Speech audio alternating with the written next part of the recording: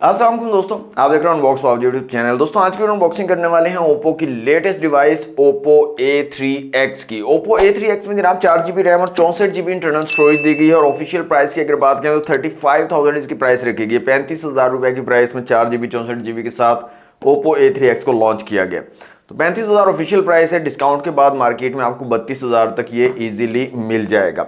अब ओप्पो वालों का कहना है जी कि ओप्पो A3X लोहा पाड़ फोन है ओप्पो का। तो आज की वीडियो में इसको अनबॉक्स करेंगे, देखेंगे कैसा डिजाइन हमें मिलता है, क्या स्पेसिफिकेशन दी गई है और क्या सच में ये लोहा पाड़ है या नहीं। सारी सच्चाई हम आपको बताएंगे, तो कंप्लीट वीडियो को देखिएगा। सबसे पहले अनबॉक्सिंग कर लेते हैं, क्विक सी अनबॉक्सिंग होगी, उसके बाद डिटेल से बात करेंगे ओप्पो A3X के बारे में।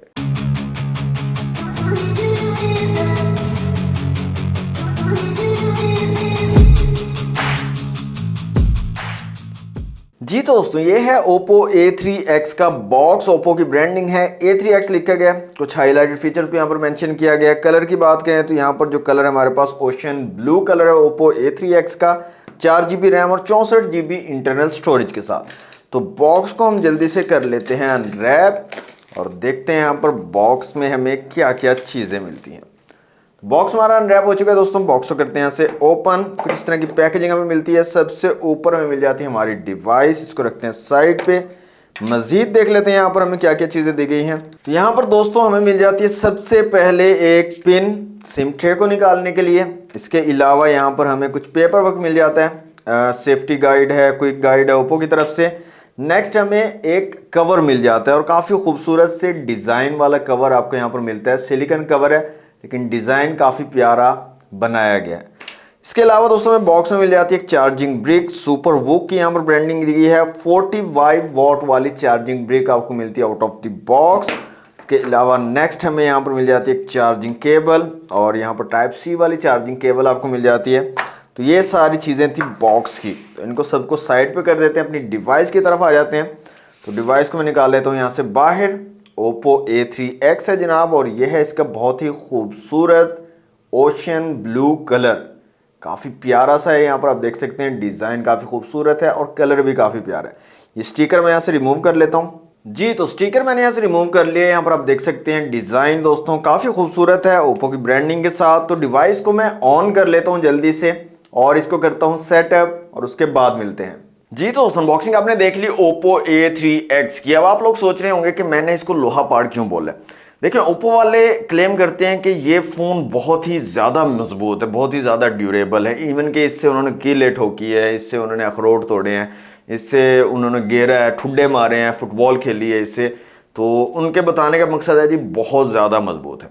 अब मुझे आप बताएं कि अगर आपने एक फ़ोन परचेज़ किया है जितने का भी 20-25 हज़ार का, 35,000 का, कभी आप उससे कीले ठोकोगे? कभी भी नहीं ठोकोगे। कभी आप उससे अखरोट तोड़ोगे? नहीं तोड़ोगे। कभी आप उसको ठुड्डे मारोगे, ज़मीन पर फेंकोगे? नहीं फेंकोगे। हाँ, ड्यूरेबल होना चाहिए फ़ोन को, इतना ड्यूरेबल होना चाहिए कि अगर गलती से हाथ से गिर जाए तो वो ना टूटे। ठीक है, इतना ड्यूरेबल हो तो वो बहुत है, इनफ है। कोई जानबूझकर फ़ोन को नहीं गिराता है, कोई जानबूझकर फ़ोन के साथ इस तरह की हरकतें नहीं करता है। तो ये चीप से जो स्टंट्स आजकल जो है किए जा रहे हैं फ़ोन कंपनीज की तरफ से, ये नहीं होने चाहिए। बस फ़ोन को थोड़ा बहुत ड्यूरेबल होना चाहिए और बाकी जो चीज़ है वो उसकी इंटरनल चीज़ें, इंटरनली मजबूत होना चाहिए फ़ोन। ठीक है, ये चीज़ आपने ध्यान में रखनी है। तो सबसे पहले दोस्तों डिज़ाइन और बिल्ड क्वालिटी की बात करें तो बिल्ड क्वालिटी ठीक ठाक मुझे लगी है, अच्छी बिल्ड क्वालिटी आपको मिल रही है। डिज़ाइन भी काफ़ी ज़्यादा खूबसूरत है। तो दो कलर में आता है, ये ब्लू और एक रेड कलर है, दो कलर्स में है। ब्लू वाला मुझे ज़्यादा अच्छा लगा था तो मैंने ये परचेज़ किया। इसके ऊपर थोड़ी डिज़ाइनिंग भी है, तो काफ़ी खूबसूरत सा कलर आपको ये मिल जाता है और डिज़ाइन भी ठीक ठाक है, अच्छा डिज़ाइन आपको मिल रहा है। इसके अलावा लाइट वेट भी है, ये एक चीज़ मैंने और नोटिस की है। लाइट वेट फ़ोन है, इतना ज़्यादा वेट नहीं है, स्लिम सा है। हैंड फील, हैंड ग्रिप काफ़ी ज़बरदस्त आपको मिल जाती है। फिजिकल ओवरव्यू की अगर बात करें तो साइड में आपको पावर बटन और वॉल्यूम रॉकर कीज मिल जाती है। साइड माउंटेड फिंगरप्रिंट सेंसर यहाँ पर दिया गया। ऊपर की तरफ कुछ नहीं है, साइड में सिम ट्रे है। फुल फ्लैश सिम ट्रे आपको मिलती है, डुअल सिम के साथ आप माइक्रो SD कार्ड का यूज़ कर सकते हो। नीचे आपको 3.5 का जैक मिल जाता है, माइक है, टाइप सी की पोर्ट है चार्जिंग के लिए और स्पीकर ग्रिल है। फ्रंट साइड में आपको पंच होल डिस्प्ले मिलता है। Centre line punch hole camera यहाँ पर लगाया गया है। बैक साइड पे डुअल कैमरा सेटअप है, साथ में एलईडी फ्लैश और नीचे ओप्पो की ब्रांडिंग दी गई है। अब दोस्तों बात करते हैं स्पेसिफिकेशन की। सबसे पहले डिस्प्ले की अगर बात करें तो 6.67 इंच का एक आईपीएस एलसीडी डिस्प्ले यहाँ पर लगाया गया है। पंच होल डिस्प्ले है, centre line punch hole camera आपको मिलता है। रेजोल्यूशन इसके कम है, 720 पिक्सल्स के रेजोल्यूशन आपको मिल रहे हैं। 90 हर्ट्ज का हाई रिफ्रेश रेट यहाँ पर दिया गया है और 3 ऑप्शन आपको मिलते हैं। ऑटो का ऑप्शन है, मतलब ऑटोमेटिकली वो 60 और 90 में स्विच होता रहेगा, और एक स्टैंडर्ड का ऑप्शन है जो कि 60 हर्ट्ज के लिए है, और एक हाई का ऑप्शन है जिसमें ये 90 हर्ट्ज पे काम करेगा डिस्प्ले।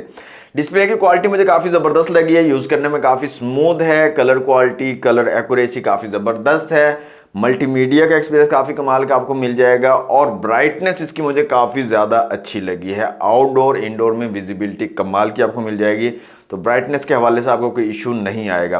तो ओवरऑल अगर बात करें तो डिस्प्ले काफ़ी ज़बरदस्त है, काफ़ी कमाल का डिस्प्ले है। सिर्फ एक कमी है इस डिस्प्ले के अंदर, वो है इसके resolution. Full HD plus 1080 pixel के रेजोल्यूशन होने चाहिए थे, जो कि नहीं है।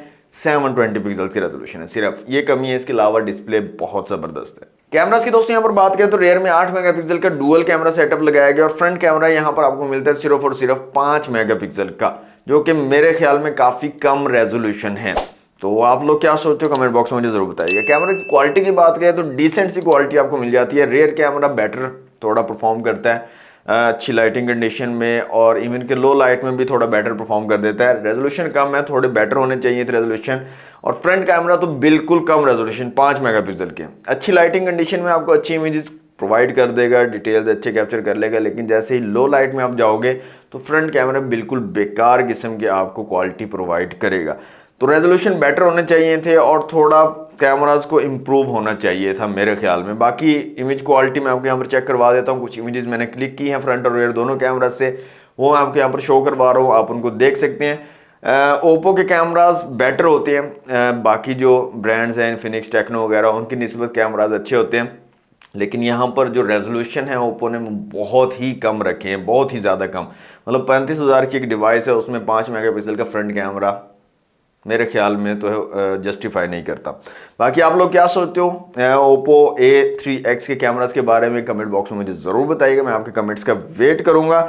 और यहाँ पर मैं आपको बताता जाऊँ कि वीडियो जो है आप 1080 पिक्सल तक शूट कर सकते हो, 720 1080p 30 FPS के साथ आप जो है वीडियो शूट कर सकते हो। बाकी यहाँ पर डिफरेंट ऑप्शन आपको मिल जाते हैं, जिसमें प्रो का ऑप्शन है वीडियो, फोटो, पैनोरामा, और इसके अलावा नाइट मोड आपको मिल जाता है, resolution, portrait, time lapse, sticker, text scanner, ये ऑप्शन आपको मिल जाते हैं। स्लो मोशन का ऑप्शन यहाँ पर अवेलेबल नहीं है।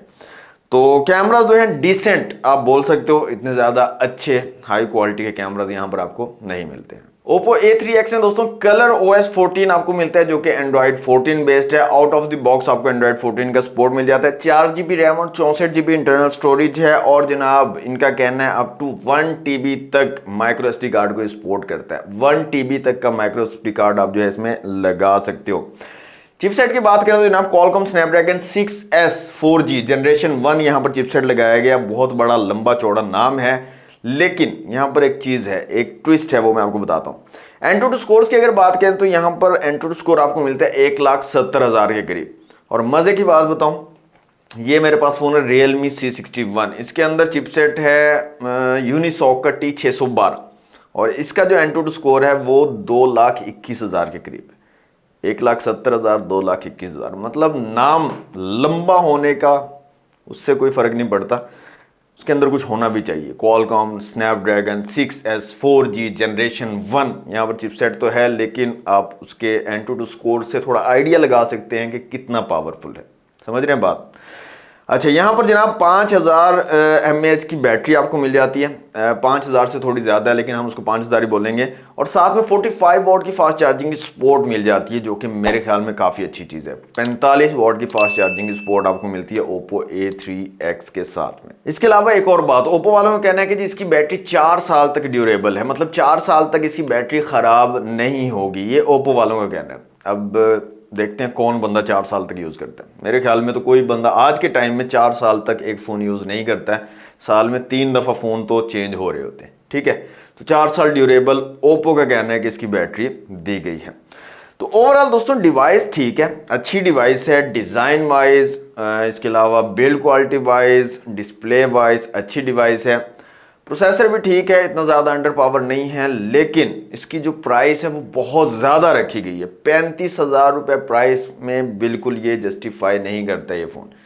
इसकी कम से कम प्राइस मेरे ख्याल में इसकी प्राइस होनी चाहिए थी 25 से 26,000, इससे ज़्यादा इसकी प्राइस नहीं होनी चाहिए थी, इनफ प्राइस है। तो मेरे ख्याल में ये ओवर प्राइस डिवाइस है और मेमोरी भी सिर्फ 464 आपको दी जा रही है। सबसे बड़ी चीज़ तो ये है ना, सबसे बड़ा ब्लंडर तो ये बाहर है, 464 मेमोरी, वो भी 35,000 रुपये में। तो मेरे ख्याल में तो यार बहुत ज़्यादा ओवर प्राइस डिवाइस है। आप लोग क्या सोचते हो कमेंट बॉक्स में मुझे ज़रूर बताइएगा। और मेरे ख्याल के मुताबिक जल्द ही इसकी प्राइस जो है वो डिक्रीज़ होगी, प्राइस कट लगेगा, क्योंकि इसकी सेल नहीं आएगी, इस प्राइस के अंदर इसकी सेल बिल्कुल नहीं आएगी। तो इसको प्राइस कट लगने वाला है। अगर आप इसको लेने के ख्वाहिशमंद हैं, थोड़ा वेट कर लें, अनकरीब इसको प्राइस कट लगेगा, इसकी प्राइस कम होगी, फिर आप जो है इसको कंसीडर कर सकते हैं। तो यही दोस्तों आज की वीडियो कैसी लगी कमेंट बॉक्स में मुझे जरूर बताइएगा। वीडियो अच्छी लगी तो लाइक और शेयर कीजिएगा, चैनल पर फर्स्ट टाइम आया तो सब्सक्राइब जरूर कर लीजिएगा। मिलते हैं नेक्स्ट वीडियो में। Thanks for watching. Allah Hafiz.